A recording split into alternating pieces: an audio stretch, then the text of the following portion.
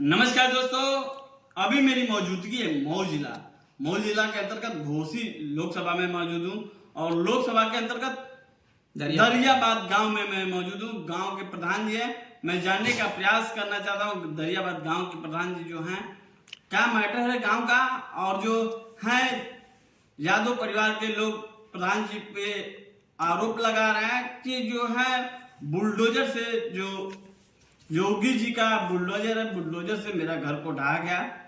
और तमाम यहाँ पे नेतागण भी आए हुए थे, जो समाजवादी पार्टी के नेतागण हैं, तमाम नेतागण आए हुए थे। मैं जानने का प्रयास करना चाहता हूँ क्या मैटर है। सबसे पहले आपका परिचय हो जाए सर। मेरा नाम विक्रमा मौर है जी। हम इस गांव का निर्वाचित प्रधान हैं जी।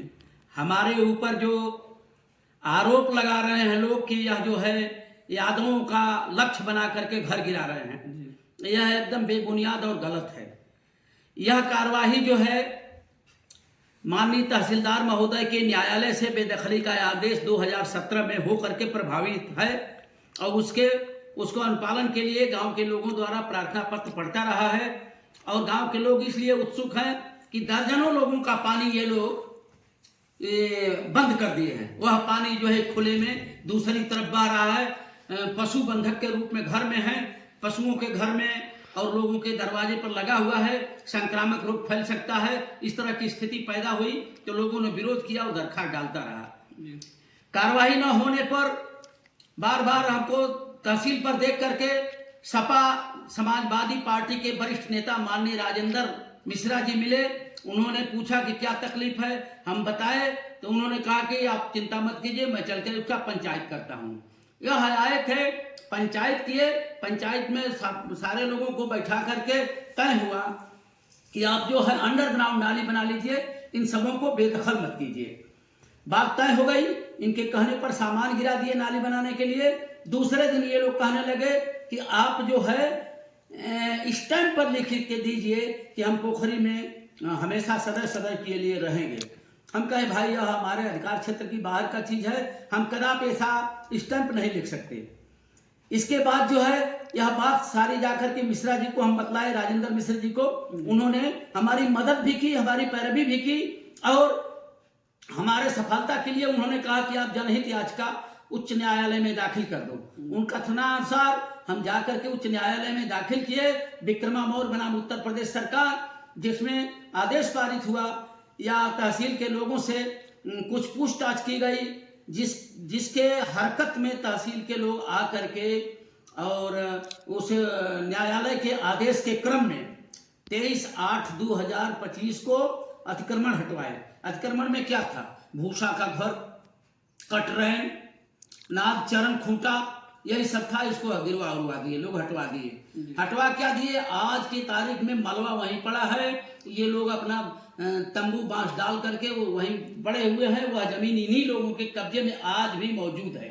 हम चाहते हैं कि उस जमीन को इन लोगों के अवैध कब्जे से मुक्त कराया जाए और पानी जो दूसरे लोगों के दरवाजे पर बह रहा है उसका निस्तारण कराया जाए। 167 नंबर की पोखरी में बाप दादे के जमाने से गिरता था, उसमें ले जाकर गिराया जाए।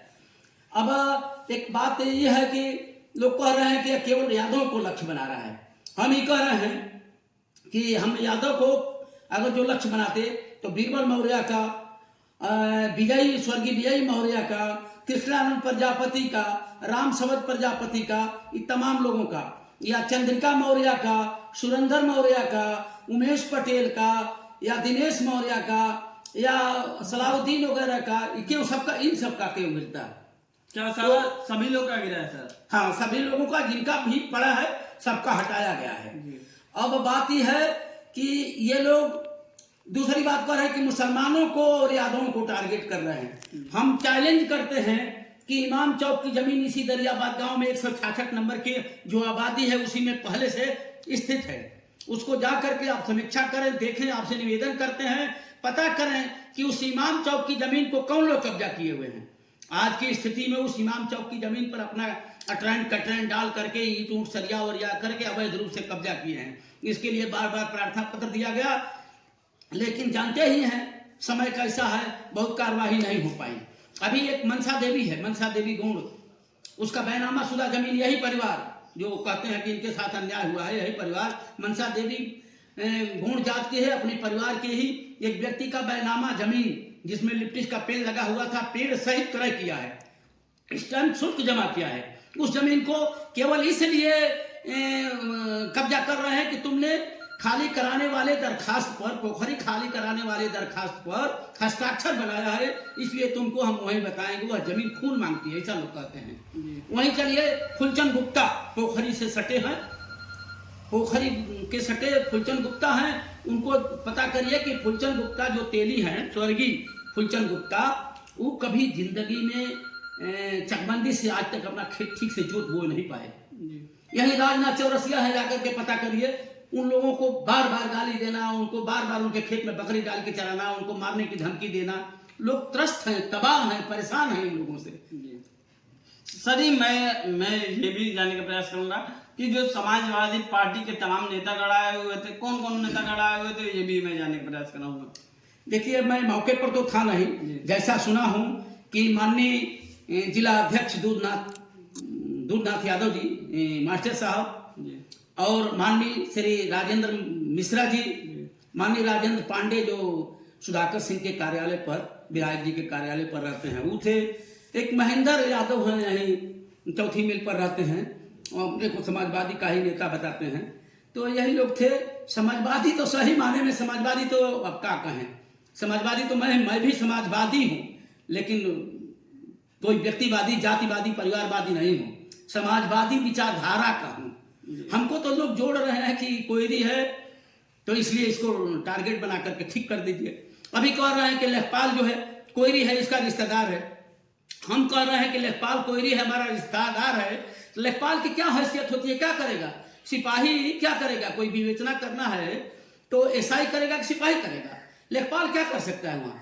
योगेंद्र यादव यहाँ के राजस्व निरीक्षक हैं, योगेंद्र यादव, उनका नाम लोग नहीं ले रहे हैं इसलिए कि उनके रिश्तेदार हैं, उनका संबंधी है, उच्च लेखपाल से उच्च पद पर है, उनका नाम लोग नहीं लेंगे। केवल कोयरी के नाते उसको टारगेट बना करके लेखपाल को ऐसे कह रहे हैं लोग कि उनका रिश्तेदार है, उसी को मिला करके ऐसा हो रहा है। योगेंद्र यादव कौन है? पता करिए कि योगेंद्र यादव उनके रिश्तेदार हैं या क्या है, उनके जात वाले हैं कि नहीं है। तो यही सब है।